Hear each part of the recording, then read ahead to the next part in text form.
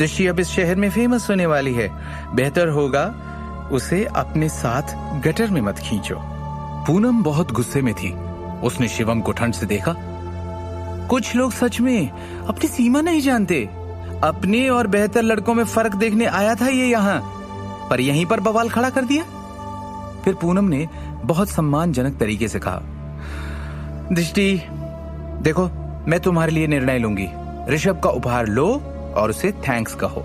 क्यों जबरदस्ती कर रही हैं? दृष्टि ये गिफ्ट नहीं लेना चाहती, शिवम ने शांति से कहा। उसने पूनम को भाव शून्यता से देखा।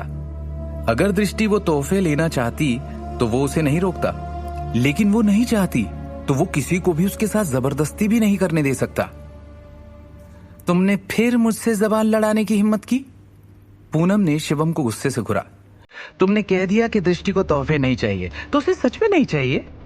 दिक्कत तुम्हारे साथ है, तुम चाहते ही नहीं कि वो किसी को पसंद करे। अरे वही तो। अरे पूनम आंटी को प्रॉब्लम नहीं है, लेकिन इसे हो गई। अरे ये सच में खुद को दृष्टि का पति मान बैठा है। रोहन ने शिवम को घूरते हुए कहा, अगर तुम्हें ऋषभ से जलन हो रही है तो खुद कुछ महंगा गिफ्ट खरीद कर दिखाओ दृष्टि के लिए। नहीं खरीद सकते तो दूसरों को भी मत रोको। सयाली ने मजाक किया। क्या ये गिफ्ट सच में बहुत महंगे हैं? शिवम ने शांति से पूछा। ये बात सुनकर सयाली बेरहमी से हंस दी। What? तुम्हें नहीं पता ये ब्रांड्स कितने महंगे हैं? तुम्हें क्या लगा रोड साइड पर कुछ 100 रुपए में मिल जाते हैं? शिवम, ऋषभ ने दृष्टि के गिफ्ट पर 50 लाख से ज्यादा खर्च किए हैं। इतने तुम इस जन्म में भी नहीं कमा सकते। क्या अभी तुम्हें अपने में और इन लोगों में फर्क समझ नहीं आया? पूनम ने ठंडी मुस्कान के साथ कहा, दृष्टि अब शहर के सबसे बड़े लोगों के सर्कल में जगह बना रही है। तुम्हें लगता है इसके बाद भी नारंग परिवार में तुम्हारे लिए जगह बचेगी? ऋषभ ने भी एक फीकी मुस्कान के साथ कहा, तुम दृष्टि को मेरी तरफ से छोटे छोटे गिफ्ट्स नहीं लेने दे रहे। इतने छोटे इंसान हो तुम, या फिर ये बेइज्जती तुमसे बर्दाश्त नहीं हो रही? शिवम ने ऋषभ को देखा और अचानक मुस्कुरा दिया। बेइज्जती?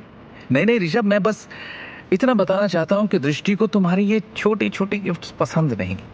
ऋषभ अपने गुस्से पर काबू नहीं कर सका कि क्या क्या क्या कहना चाहते हो तुम? उसे लगा जैसे शिवम ने उसके मुंह पर थप्पड़ मार दिया हो। ऋषभ कुमार परिवार का लाडला राजकुमार था, जो दिल्ली के सबसे ऊंचे परिवारों में जाना जाता है।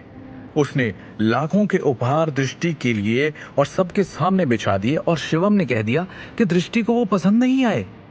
इतना घमंड दिखाने की हिम्मत तो नारंग परिवार के अमिताभ नारंग और अजीत नारंग ने भी नहीं की थी। तुम चाहो तो दृष्टि से पूछ लो, शिवम ने शांति से कहा। ऋषभ ने शिवम को ठंड से देखा, फिर एक मुस्कान के साथ दृष्टि की ओर घूमकर उसने पूछा, दृष्टि, मुझे नहीं लगता कि तुम मेरे गिफ्ट्स लेने से मना करोगी। उसे यकीन था कि दृष्टि मना नहीं करेगी। हाँ दृष्टि, अरे शिवम से डरने की जरूरत नहीं है। तुम्हें गिफ्ट्स पसंद है तो ले लो, रोहन ने भी कहा। दृष्टि, अगर तुम्हें इस लूजर का डर है तो मुझे या ऋषभ भाई को एक हेलो कहो, फिर हम देख लेंगे कैसे नहीं लेने देता तुम्हें ये गिफ्ट्स। ध्रुव ने प्रभावशाली तरीके से कहा। तुम इस आदमी से डर रही हो? अब ये तुम्हारी पसंद नापसंद कंट्रोल करेगा। ये बस कुमार परिवार की बेइज्जती करके उन्हें नीचा दिखाना चाहता है, चुनौती दे रहा है उन्हें। इसे बढ़ावा देकर उनके चेहरे पर तमाचा मत मारो, ले लो गिफ्ट्स। पूनम ने गंभीरता से कहा। हर कोई दृष्टि की हाँ का इंतजार कर रहा था। ऋषभ को पूरा यकीन था दृष्टि हाँ ही करेगी। वो बस उसे थैंक यू कहने का इंतजार कर रहा था। मामला संगीन हो चुका था। कमरे में दो पक्ष बढ़ चुके थे और बात दोनों की इज्जत पर आ गई थी। सभी लोग जैसे किसी बड़े फैसले का इंतजार कर रहे थे। अगर दृष्टि ऋषभ के तोहफे स्वीकार कर लेती है तो ये शिवम के मुंह पर तमाचा होगा। उसके कहे हुए शब्द खोखले पड़ जाएंगे और अगर ये बात फैल जाती है तो वो लोगों में और भी बड़ी हंसी का पात्र बन जाएगा।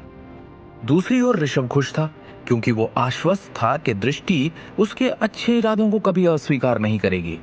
शिवम जैसे दो कौड़ी के आदमी के आगे वो उस जैसे लड़के को नीचा नहीं दिखाएगी, क्योंकि वो अमीर और शक्तिशाली परिवार से था। हर मामले में शिवम से कहीं ज्यादा बेहतर था। दृष्टि काफी बेचैन और अधीर थी। उसने एक आह भरी और गंभीरता से कहा,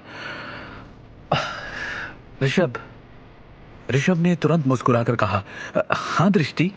दृष्टि ने उस ओर देखा और एक बार में बोल दिया, मैं तुम्हारे एफर्ट्स की सराहना करती हूं, लेकिन मैं ये गिफ्ट्स नहीं लूंगी। दृष्टि के इतना कहते ही सबके हाव भाव बदल गए।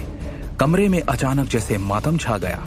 आगे की कहानी जानने के लिए देखिए अगला एपिसोड सिर्फ पॉकेट एफएम के यूट्यूब चैनल पर, और शिवम द हिडन वॉरियर के सारे एपिसोड्स को सुनने के लिए डिस्क्रिप्शन में दी लिंक से डाउनलोड करें पॉकेट एफएम ऐप।